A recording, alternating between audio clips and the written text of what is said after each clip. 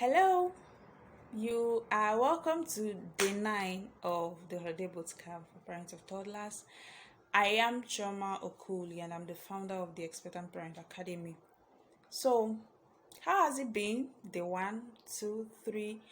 This is day 9 already. So, how are you feeling? Are you getting knowledge? Are you happy to have been spending your time following the bootcamps? If yes, let me see your comments in the comment section and give the video a thumbs up. And if you're yet to subscribe, please hit the subscription button. Okay? Alright, so today we're talking about a very important topic which is normally heavy in the mouths of many parents, and not just parents, most adults generally, teachers, church leaders, and what have you. But it's an interesting part of our parenting journey, and if we ignore it, we may pay dearly for it, both us and our children. So you don't want to be there. So we'll be talking about sexual safety structures in your home. Sexual safety structures. If you've not been doing it, then you need to start this holiday period. Okay? So sex is one thing that is talked about with shame, hey, we don't mention it here. It's talked about with hushed voices, it's like a taboo, so to say. In fact, me personally, I can't remember ever having a sex conversation with my parents. The only adult that was bold to tell me about it was it was one of my crushes those days. You want to hear about it, right? Okay, don't worry, it's a conversation for another day. What I'm saying is, none of the persons that really mattered to me had this conversation with me, and for many people that caused them a lot. Now we don't want that to happen to our children, all right? So you want to put in structures. Now, number one structure is call their body parts by their name. So let me even ask, what did you tell your daughters that their vulva is called? Wee wee, your thing, or what do you teach them it is called? And your sons, what do they know their penis to be? Or you just left it, you're still doing wee wee, or I don't know. I'm curious. I want to know. Please, you can drop your, I know this is a recorded version, but you can drop your comments. You can drop your answer in the comment section. I like to see it. Okay? Well, I learned early that you don't call the vulva wee wee and call urine wee wee. You're confusing the child. So when the child says, somebody touched my wee wee, which one do you think the child is talking about? The structural wee wee, or the wee wee that the child passed out? Which one? And then your sons too. Now, whether you talk about these things or you don't talk about them, it will get to the point where they see these things, they want to touch it and know what it is about. Maybe you have a son and a daughter, and your son sees that the sister's own is not like his own, and he wants to know, he wants to look further, he wants to touch it and all of that. Or he's asking you a question, you're like, shut up, you are too small, blah blah blah. No. Sometimes we think that as the years pass by, these things will take care of themselves, so our kids will understand what these are for and all of that. Yes, with years will allow them, time will allow them get to know those. But who would they be hearing that from? From the right source, from the wrong source? Many of my sex education lessons or ideas, I learned them in school. Thank God I attended a good secondary school. At least they had core members who would come every week on their CDS, especially during when we are done with exams. We have people come to talk to us about maintaining sexual purity and all of that. My very earliest sexual knowledge, I got them from Vanguard newspaper. You heard me right. In those days, there is this column they call Dear Serena. I don't know if anybody here read Vanguard those. I was in primary school then, but my uncle that I stayed with, one wonderful thing about him is that every Saturday he buys that Saturday Vanguard. If for any reason he misses Saturday Vanguard, he will buy Sunday Vanguard. And for two of them, there is this relationship column there. I can remember that of Saturday Vanguard because he normally buys Saturday Vanguard. So it's Dear Serena. I used to read stories of girls who slept with somebody, had a child, the relationship went haywire, and things became difficult and all of that. And I was like, hey, this thing, sex before marriage is a no good thing. That was how I formed my sexual purity. Do I call it pattern or whatever? At some point, what I had started being threatened, started being tried, and I needed more reason to stick to what I've decided. Okay, and that was where the person I mentioned as one of my crushes then came in. I actually didn't tell him what I was feeling, but as luck would have it, he mentioned something one day. He told me how he was working with Intercontinental Bank those days. I was still in primary school, I remember. And I was living with my uncle. So he was my uncle's customer. Used to come around. So sometimes when he comes, we gist and all of that. So he was telling me how when he was in school, he had sex with someone. But somehow, that was his only time. And he didn't go back to it. So he was advising me as a young girl not to have anything to do with boys in the area of sex before marriage. Because in his words, it could become addictive. I could truncate my long-term life ambitions. I was like, that's it. That's what I've been waiting to hear. So he was vulnerable enough to tell me his story and all of that. My relationship with him never went beyond our gisting in my uncle's shop or talking on the phone. And the phone I used, of course, was my uncle's phone, so I didn't even have a phone then. But it was... those kind of relationships don't come by these days, and it's not even one I would want for my any of my daughter, or any of my daughters, maybe the ones I bore or others, because it's tricky. What if there was a level of closeness that developed between me and him that even gave me that advice and something went wrong? Do you get? So we really need to start laying the structures. And for us that have just toddlers, there are things you can do now. That's what we're going to focus on squarely for toddlers. Number one is let your child know the name of every part of their body, including their penis and their vulva. There is no point hiding the name. They will eventually get to know it. And if they get to know that what you call it is not what it's actually called, they will start doubting the things you will be saying subsequently in that area. So you want to start, penis is penis. There is no big thing about it. Vulva is vulva. There is no big thing about it. It's when you now start doing somehow when you're talking, that's why the child will be like, this one mommy is doing like this. Don't think that these children don't pick up our emotions or expressions. They do. They do. Don't even kid yourself that they are too small.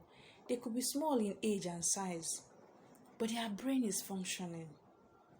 Okay, and the way you talk about this makes impressions in their brain. The day they will recall it may not be now. It could be years later. It could be a few years later. All right, so you want to start on the right path. Call their body parts by the name it is known for. You didn't create it. You didn't give it the name. So can you just give it the name it is called? Okay, that is part number one.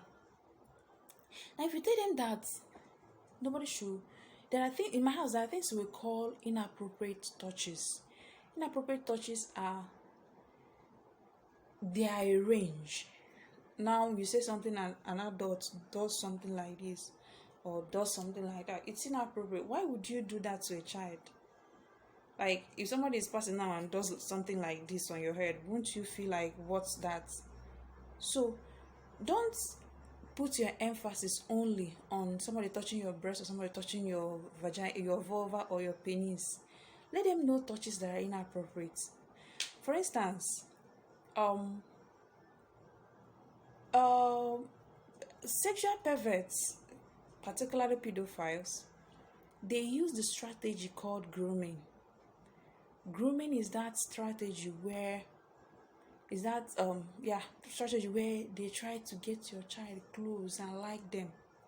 Sometimes they do things like tickling the child, things like carrying the child, you know, and buying biscuits, being overly nice to the child just to draw the child close, and then they will strike. So in my house, there are things you don't touch this. You don't touch my children anyhow. Even me too, I don't. Okay, because I don't want to tell them mommy can do this but daddy cannot do that. If I'm beating my son, he washes his penis himself. Once we are done washing it every other part and he wants to sponge it, I'll give him sponge to do that. Or when he gets to using water to rinse, I'll pour water and he uses his hand to wash. The same thing with his anus. Why is it that? Because I want him to know he has autonomy over his body, and his body part is not for me or for anyone.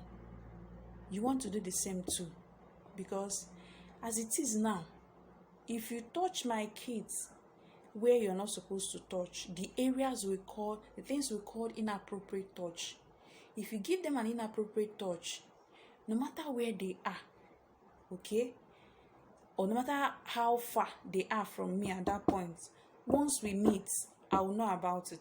They will say it, especially my son. My daughter, if you're not there immediately, she may forget it, of course, because of her age. But for my son, he will carry it in his mind until he sees his mommy or daddy. Or sometimes if it's in school, you will see him, calling the teacher's name and all of that. But the point is, let your children be aware that certain touches are inappropriate. Let your children know the names of all their body parts, so that when anything happens and they tell you somebody or something happened to my penis, they know what they're talking about. If they say something happened to my vulva, they know what they're talking about. If they say something happened to my anus or to my bum bum, they know what they're. So if for you people that use bum bum for everything, so when somebody put something in their anus and they say bum bum, how do you know which part of the body they are talking about? And if they say somebody touched my buttocks, why then you still call the buttocks bum bum, you call the penis bum bum, so how exactly do you differentiate what it is they are talking about? So help these children to understand what's going on. There is a war going on in the area of sexuality of children, in the area of sexual perversion. They don't know about these things. It's our responsibility as parents to protect them and give them the information they need per time to thrive. And that's why, personally, I have a big issue with taking your children away to go and be with someone, probably your parents or your in-laws, and you are not there yourself, or you are not sure of what those people you're taking them to can do. Alright? If I'm leaving my children with a friend for a certain number of time, there are few of my friends that can actually do that. Okay, let me stick with you. There are few of my friends that I can actually take my children to their house and probably leave them there and go and do something. Okay, because this friend has been listening to the same thing I've been listening. That's why in conversations like this, bring the people that matter to you. Your friends that still have children, your friends that are still in the childbearing age, share these links with them, invite them, learn together, so that you won't finish doing a good job, and just because you visited someone or visited a place, somebody will try to make a mess of the same thing you've been trying to prevent all along. It has happened, and sadly we can't say that it will stop happening. So you need to be armed. You, the people in your circle, need to be armed so that you understand what to do per time. All right? So then another thing is, do not confuse your child's gender or sexuality. Some persons will be in the space where they will told that you can't define, you can't say if your child is male or female until they get to a certain age and they decide what they want to be. And some will even say that homosexuality or lesbianism or transgender is in the gene, so you need to allow the child to grow up so that the child will identify which of the gene he or she has inherited. Come on, those are not true. Nobody inherits lesbianism or gay or transgender. The research is available. shows that those things are really not hereditary. So I'm wondering how you actually carry your child for 9 months as a mother or as a father. You watch your wife pregnant with your child for 9 months, deliver that child is healthy, and someone somewhere is telling you to subscribe to something you do not even know about, and you sheepishly, because that's what everybody is saying, go with it. Hello, I don't understand. Please, if you're in that space, come up from it. And if you're listening to me or your parents, you have issues with your sexual orientation, right? Please sit down and analyze what it is you've been believing. You are a bisexual, and or you are a woman and you feel being a woman is a big deal. Being a woman is a disadvantage to you. You feel like it's a thorn in your flesh. Something is wrong. Please find help. You can reach out to me. Okay. If you are not in the WhatsApp group, if you're in the WhatsApp group, of course you can get to me. If you're not in the WhatsApp group, you can send me an email, the expectantparentacademy@gmail.com.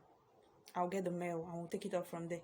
If you are confused about your sexual orientation and you are a parent, please seek help early. You don't want to raise your children with the lens of confusion you have. Please. Oh, it's a beg. I'm begging you, right? So, we've mentioned a few of the structures. The last one is not the last one. Second to the last one. Do not be silent. Not be in that space where, if they say we should not assign a sex or a gender to our child, then it's fine. Then it's okay. You don't want to be there. I want to be in a place where you don't really know if you should wear a certain kind of clothes or you should not. Now, from the age of, let me speak with the experience I have with my children. Like I said, my daughter is less than 2 years. But if you dress in a way, like when you're in the house, sometimes you dress in very comfortable clothes that they are not exposing, but at least their hands are not as closed up as the one I'm putting on. It could be something like a singlet and all of that. But from that age, less than 2 years, your child will be moved to touch your breasts when they are free. If you experience this, please confirm what I'm saying. Okay? At that age, and then if you dress in a certain manner where, we're in the period where crop top are raining, people want to appear in skimpy things and all of that, and you have toddlers, you are a mother, you're dressing in skimpy things going out, or when you stay in the house you wear pants and what have you, and you move about, and you have a son, and you think because your son is just 2, 3, 4 years old, nothing is going on. Who told you? Hasn't that child be looking at you somehow, touching your bum? And then he will touch you, say, leave it, don't do that. You must be joking now, right? You must be joking. If that child gets to school and start touching somebody's daughter's private parts or somebody's son's penis and all of that, they will drag you. And don't call village people, don't call devil. You didn't do what you're supposed to do. So, in your dressing as a parent, right? Ensure you're decent. Yeah. It may be uncomfortable, especially if you're a person that is given to dressing, exposing your body parts and all of that. It may be uncomfortable, but you're raising a child, for crying out loud. When you go into your room with your husband, you can dress as maddy as you want, or as baddie as you want. But when you are during the day when your children have access to your room or have access to you, you come to the park, please dress in a way that takes the attention away from your breast and other sexual parts, because na so e dey take start. You expose your body part to them so much so that they want to know, they become interested in seeing what every other person's body part is made up of, and they want to touch, they want to experiment and all of that. Okay, then another structure you want to bring into place is observe them. Observe their touches. Sometimes you see your sons putting their hand in their nika and touching their penis and all of that. At this stage, you don't call it masturbation. That's not what it is. The masturbation where people caress their sexual organs for sexual satisfaction or gratification. That's not what your toddler is doing when they're just discovering their body parts, and it's intriguing to them. But what you want to do is to kind of distract them from doing that. Okay, you kind of want them to do some other things other than every time putting their hands in there, maybe sucking one thumb and touching their penis and all of that. You can engage them in other things, but you don't see it as though it is your son is masturbating or something like that. Do you get? Provided your child is still you're not exposing your child to explicit content where they are seeing other people do that. Okay, if you're exposing your children to explicit movies or cartoons or images, that one is a different talk on its own. You need to stop those things, take them away, and still replace the time they spend on those things with other things that are useful. So we are far gone into this. I want to believe that you've picked the sexual structures I've mentioned. You've picked enough things to work with. All right. So it can get more in depth than this, but I feel that this the ones I've mentioned, if you've not been doing anything, the ones I've mentioned are good enough for you to run with. And so thank you so much for your time. I believe it's been an interesting section with me in the day 9 of the bootcamp. So all the structures we've mentioned, please do well to see that you're putting them in place. Do well to see you're putting them in place. If you just listen and you don't put them to work, then you're not a wise parent. Sorry I'm saying it that way, but that's the truth. You can't keep learning and you're not doing anything. So what's the evidence of your learning? So as you learn these things, put them into practice. And if there is any feedback you have, feel free to reach out to me. Again, if you're not in the WhatsApp group, you can send me a mail on theexpectantparentacademy@gmail.com, and it will get to me. The expectant, THE for D and then EX for expectant, the expectant parent academy@gmail.com. Thank you so much, and do have a wonderful day ahead and a wonderful holiday too.